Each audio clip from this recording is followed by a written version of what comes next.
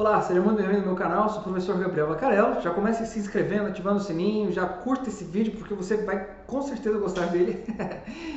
Comenta aqui embaixo, vai, já, logo agora de cara, se você gostaria de algum assunto específico, né, que fosse tratado por mim, alguma dúvida que você tem e assim por diante.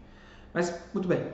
Há poucos dias eu me deparei com uma situação bastante específica numa sessão, né, num atendimento, que durante a terapia me incomodou um pouco, porque a fala do sujeito me remeteu muito a uma espécie de determinismo. E justamente eu queria falar com você hoje, aqui, a respeito do oposto desse determinismo, que é o fato da liberdade humana, certo?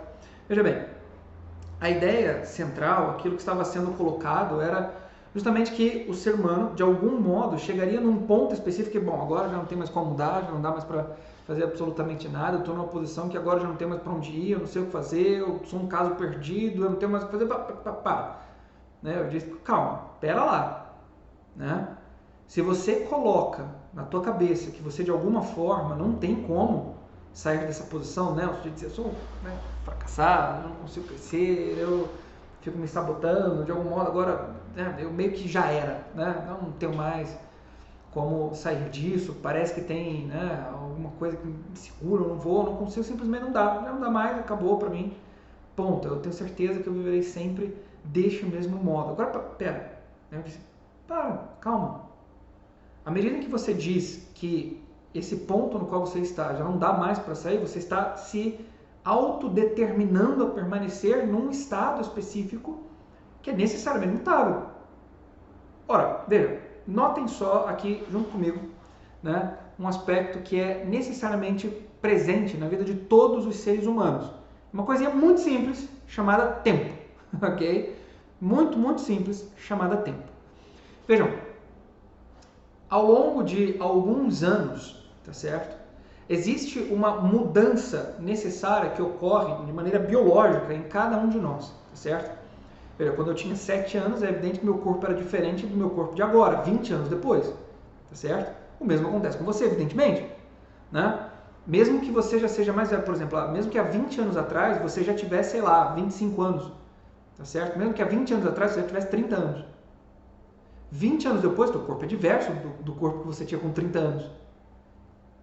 Se não em forma, vai que você é já há 20 anos um marombeiro bodybuilder, tá certo?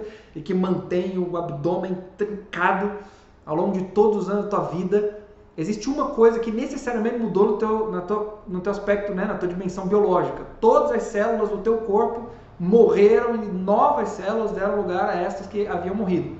Isso acontece em torno de 7 em 7 anos, algo nesse sentido, né? Não sei exatamente agora, mas acredito que seja mais ou menos por aí. Né? Puxando aqui da cachola. Veja, existe uma mudança que acontece necessariamente de maneira biológica em nós ao longo do tempo. Só que notem só, não é só biologicamente que as coisas também acontecem. Se você parar para prestar atenção, existiam certas coisas que há 20 anos atrás você não comia e que agora você come. Se você tem menos de 20 anos, você me desculpe. Juro que não quis ofender. Mas, pensa aí, há 10 anos atrás, 5 anos atrás, aquilo que você dizia não gostar, pode ser que você tenha gostado a partir de um determinado momento. Por exemplo, um caso meu aqui, pessoal, abrindo meu coração para vocês, eu passei 27 anos da minha vida sem comer carne vermelha. É isso mesmo. Por quê? Porque acreditava-se até então que eu não podia comer carne vermelha porque eu passei mal quando eu era um bebê, o pediatra mandou não dar, minha mãe não deu, e dizer que eu não podia, eu passei 27 anos sem comer carne. E aí um dia eu falei, eu vou comer, e comi, e tô comendo, não tem problema nenhum com isso. Me parece que está tudo bem. Eu fui obrigado a 27 anos de penitência, tá certo? Eu vivi uma sexta-feira por 27 anos. Foram 27 anos de sextas-feiras, todos os dias ao longo desses anos, né? Nota, veja, aquilo que, bem, aparentemente eu não podia comer, de algum modo não gosto, não sei, não posso, o que quer que seja, mas posso sim, posso comer, e é gostoso a beça, é muito bom, entende? Percebe ou não? Os gostos mudam, né? Veja, com 7 anos de idade, evidentemente por falta de estímulo, eu não gostava de música clássica, por exemplo.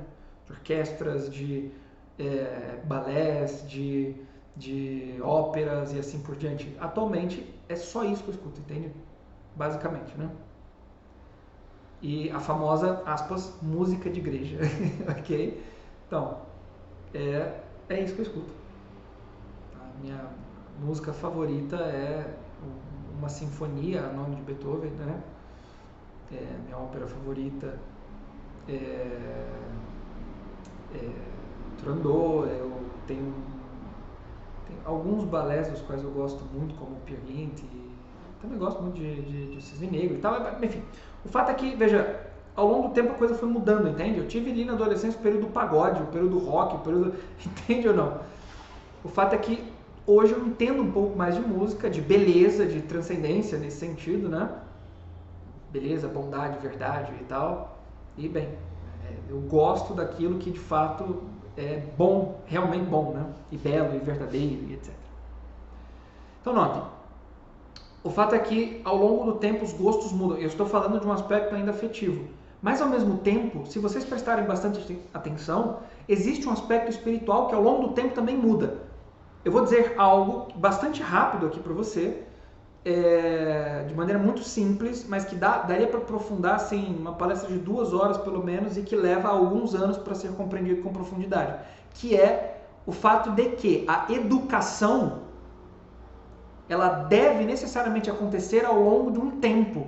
E a educação é aquilo pelo qual o ser humano deve passar para transformar em atos certas potências que ele possui. Ou seja, aquilo que está em possibilidade, ele precisa tornar uma posse atual e habitual. Ok? E habitual. Tá certo?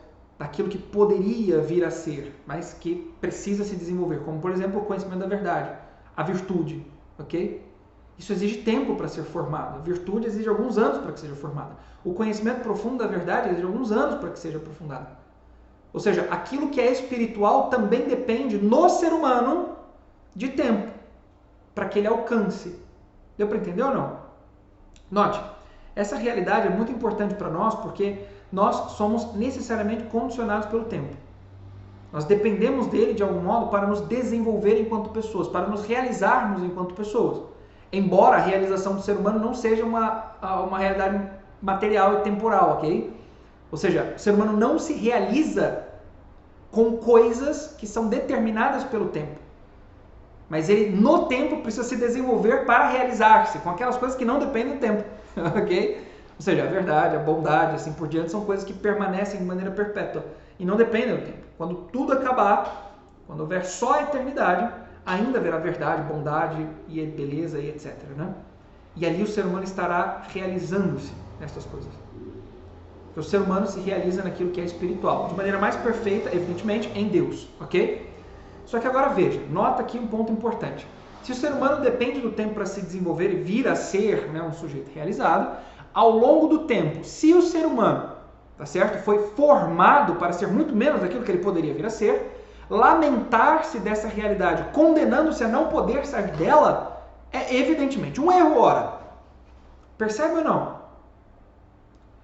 Por quê? Porque se nós dependemos do tempo para nós nos desenvolvermos, significa que nós ainda teremos algum tempo para nos desenvolvermos e sairmos disso aqui que nós estamos agora.